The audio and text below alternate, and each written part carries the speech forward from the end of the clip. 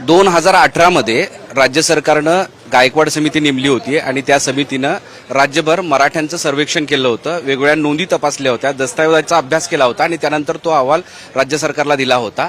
त्या गायकवाड समितीचे एक सदस्य सर्जेराव निमचे सर आहेत, स्वामी रामानंद तीर्थ मराठवाडा विद्यापीठाचे माजी कुलगुरू आहेत, त्यांच्याकडून जाणून घेऊयात कारण ते आज हा दस्तावेज इथे घेऊन आलेत आणि सगळा मराठा समाज त्याचबरोबर सरकारला सांगणार आहेत की नेमकं मराठा समाज तो ओबीसी मध्ये कसा समाविष्ट होऊ शकतो, कुणबी कसा होऊ शकतो या संदर्भात काही कागदपत्र ते आणलेत। सर इथं तुम्ही आलात आणि ही एक मोठी पुस्तिका तुम्ही घेऊन आलात। आत्ताचा जो तिढा सरकारच्या समोर आहे तो सहजपणे कसं सुटू शकतो आणि तुमच्या सर्वेक्षणामध्ये 2018 मध्ये जी काही तुम्ही मेहनत घेतली होती त्याचं काय? मनोज जरांगेने जी मागणी केली आहे की आम्हाला कुणबीचे सर्टिफिकेट द्या, ही मागणी अत्यंत योग्य आहे कारण तसं आपल्याला सर्टिफिकेट देता येऊ शकतं। कुणबी सर्टिफिकेट हा टेक्निकली देता येऊ शकतं, याचं कारण पूर्वीच्या काळामध्ये मराठवाड्यातील सर्व मराठा हे कुणबीच होते। त्यासाठी आम्ही 1901 ची जी जनगणना आहे, 1901 साली जी ब्रिटिश काळात जनगणना झाली त्याचं जे रेकॉर्ड आहे त्याच्या आधारे राजपत्र पब्लिश झालं, ज्याला गॅझेटियर म्हणतात, ते 1909ला पब्लिश झालं।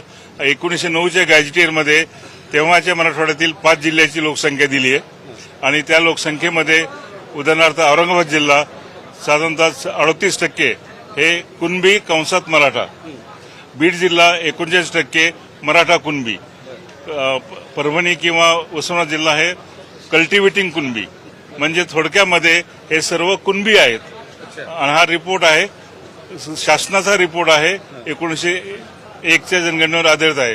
आणखी डिटेल जर पाहिजे असेल शासनाला तर 1901 ची जनगणना पाहावी, तर त्याच्या आधारेच हा रिपोर्ट तयार केलेला आहे, तो ब्रिटिश सरकारने तयार केलेला आहे। तर मला वाटतं की हा तिढा सुटण्यासाठी या रिपोर्टचा वापर करून शासनाने योग्य ती प्रशासकीय कारवाई करावी अशी मी आलो। हा सगळ्यात मोठा दस्तावेज सर, ही नोंदी तुम्ही केल्यात, पानं एकमेव आहे, त्या पानावर त्या जिल्ह्यातील लोकसंख्या दिली आहे। उदाहरणार्थ विविध पहिले फ्लॅग लावलाय औरंगाबाद जिल्हा, नंतर कारण हे गॅझेटियर असतं त्यात सर्व माहिती असते, नद्या डोंगर सर्व। हे गॅझेटियर जे असतं हैदराबाद स्टेटचं ते बघा, हे हैदराबाद संस्थांचं गॅझेटियर आहे आणि त्यामध्ये सगळ्या नोंदी आहेत आणि त्या नोंदीचाच रेफरन्स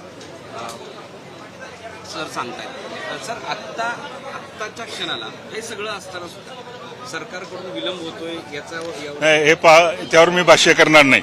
माझा रोल एकच आहे की मनोजला मदत करणे आणि आम्ही हा काम केलं असल्यामुळे